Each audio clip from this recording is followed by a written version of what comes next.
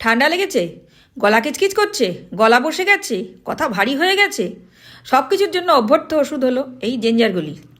Airtight কন্টেনারে বেশ অনেক দিন রেখে খাওয়া যায়, খুব সহজেই ঘরেই বানিয়ে নেওয়া যায়। কিছুটা কেটে রাখা আদা ও কাঁচা হলুদ মিক্সিতে ফাইন করে বেটে নিতে হবে। একটু জল দিয়ে বাটতে হবে, নইলে কিন্তু বাটা যাবে না।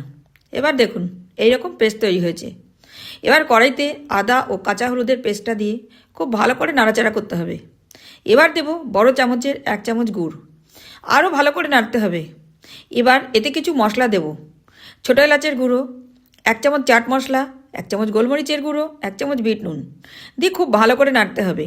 পুরোটা শুকিয়ে গেলে 1 চামচ ঘি দিয়ে নেড়ে চেড়ে মণ্ড তৈরি করে নামাবো।